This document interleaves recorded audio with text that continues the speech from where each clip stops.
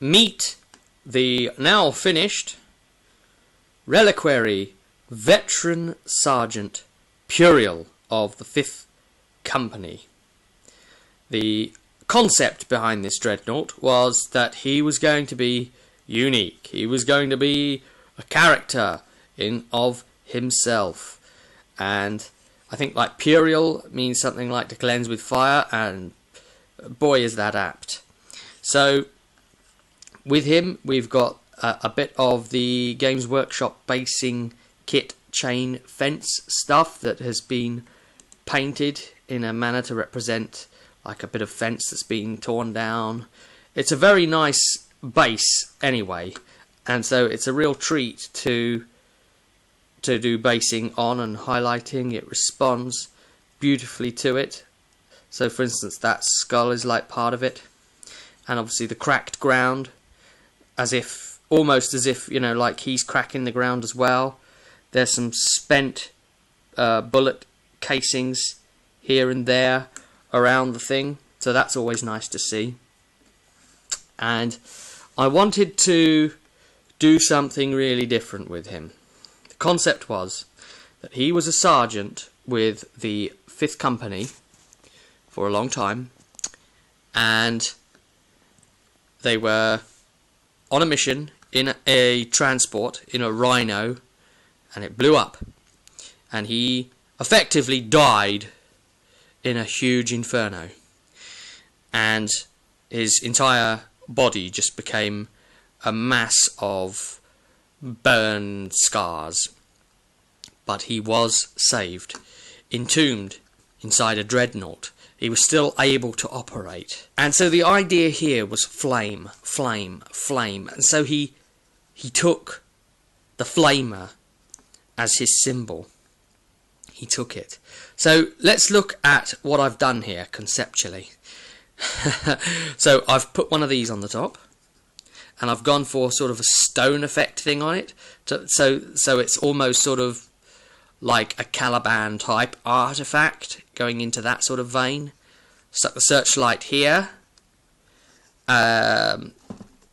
This section here is supposed to be a panel that goes on the front here, but it's another one of those panels, and I've stuck it here up on the shoulder pad just to break things up and give something a little bit different. And then we have this odd little extra section. I can't remember where I pulled it from now, but it's plastic, and you know, I glued that on just to make it look like it's an extra little knick-knack. You know, it's textured and what have you. Smoke launchers here, so they can fire out front ways. That white that you can see in there, that's the lovely fun of varnish. That's what I tend to find with a lot of these models, that they tend to still varnish quite badly. We can see the 5th Company logo there. So he wears it because, you know, it's important to him. It's part of what makes him who he is. So we've got various bits of Dark Angel iconography. We've got that one, which is all the one colour one. We've got a giant one here, which came from one of the sprues. That's a plastic. And so I took it and took a hobby knife to it, cut it straight down in half, stuck the extra plating bits on the front here, just to texture it, and then glued these over the top. So it looks like the Dark Angel symbol split to either side, you know. And to me, you know, that's something, you know, if I made another Dreadnought, I wouldn't do that again. This is only Reliquary Veteran Sergeant Puriel that looks like this, you know. He's a one-off. And you've got to pay special attention when you do a Dark Angel Dreadnought, because you've got to get the leg plates, the proper Dark Angel ones as well, which I think a lot of these bits for the Dreadnought come with, I think, the Raven Wing box, is it? I think it's a combination of Raven Wing box and Veterans box, is it, or something? It's weird, isn't it, how they split things up and put them, the things you need, in other boxes. So we see this one on that leg, that shin guard, and the one on the other leg is kind of a scroll type thing, and I've stuck a transfer on there with the word Mortis. You know, and I didn't worry about it being white on the surface there. That doesn't necessarily show it up so well. I just thought, you know, we'll get it on there. You know, it still looks interesting. And we've got the Aquila there. So now, the concept of that, right there, his little groin plate, even though it's not really a groin because his body isn't here, it's all machinery, is really just to hit home the fact that he is a sergeant. So, you know, like on a drop pod, how on the doors that blow, the door with the sergeant's access has one of these Aquilas instead, right? So that's kind of a sergeant thing, isn't it? So this denotes him as a veteran sergeant inside the thing. I also didn't want to go down the road of, you know, going down the Deathwing route, because I don't really see the points in making him a venerable, which is what theirs are. He will do the job that I want him to do as a troop support, and you know, it goes along good with his theme to be wearing that green, to be part of the 5th Company, because that's what he was, you know. And, you know, at least now in his semi-posthumous existence, still is. Lots of little knickknacks to pick up and stuff, so managed to pick that one up. Now, there are a few sections that I've painted down. So there's a few little skull icon things that I've actually left and painted down. I can't seem to get my eye on one at the moment. And I did that because I know that everything else is going to be quite overboard. And there's a lot of little like silver bits and wires and knickknacks and noonas and stuff to pick out in metallic colours, should you so wish. Have on the left hand, and yes, I know that the thing here is used for the venerables and blah blah blah blah. Again, you know, he's a one-off. I don't care what sort of like close combat weapon I put on there. You know, he has those close combat attacks, so I've stuck something on that's close combat-y. And of course, underslung is flamer, but not just one. What I've done here is I've taken 2 flamers. This was a real pain of, you know, how to go about doing this.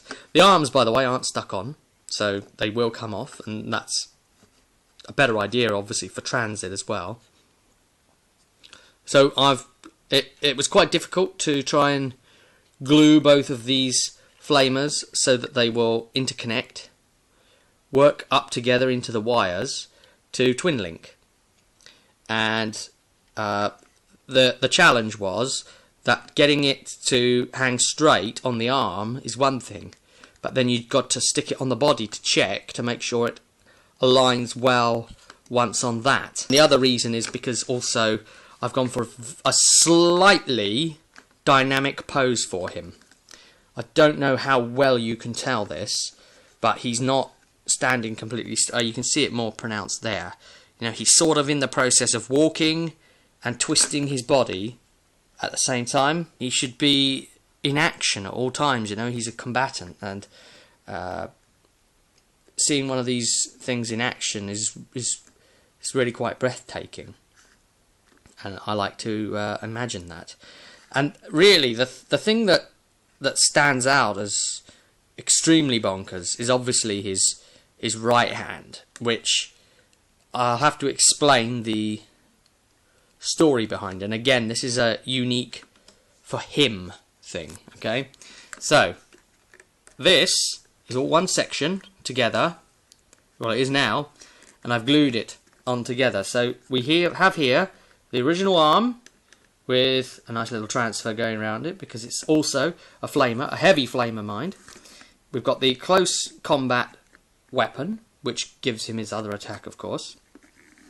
Then I took another arm section that comes with the Dreadnought kit, and I imagined that in his basic outlay, this and this aren't there. Okay, so these aren't here, and you know, when he's in his crypt slumbering, he's got that one connected, but not that. This side would just be a close combat weapon. And then when he wants to go out into the field, the Tech Marines or Tech Priests whoever it is that's dealing with him will come along and bring this bit with them, which is this connected part and a heavy flamer underslung to it, with this being its fuel source, basically a stabilized fuel source.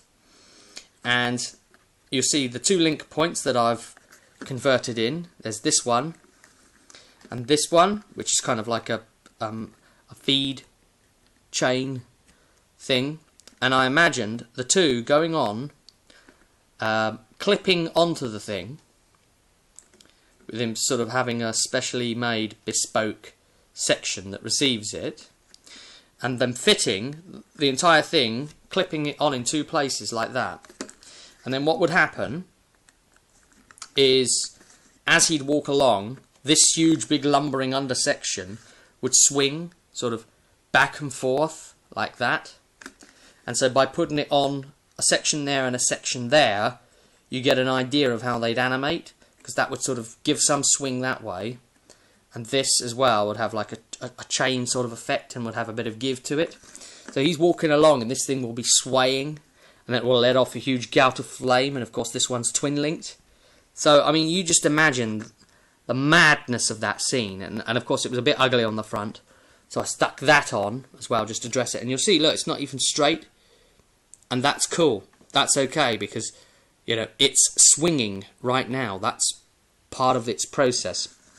The gun itself is made up of many different components, and it is just a crazy botched job of pieces, finished off of course by the little bullet shield guard bits here at the sides. The thinking behind that was to protect the vulnerable parts and all of the cables and stuff that help feed this thing from incoming fire, because it wouldn't want a cable to get hit or it won't be able to flame on anymore. So, you know, just a bullet card section there, and you know, he was away. And yeah, again, you know, it's not made to sort of try and win competitions or anything like that. It's made as quick as I can with the time I have to look sort of table worthy, and so that it will match the rest of the Dark Angels, that sort of sketchy, up highlighted effect. And so yeah, I think it's mission success. He turned out kind of like how I imagined, and the concept of him is that he will carry on protecting units as a flamer support unit. And so he'll go along with the tactical squads, help them out where he can. That is Reliquary Veteran Sergeant Puriel of the Dark Angels, 5th Company.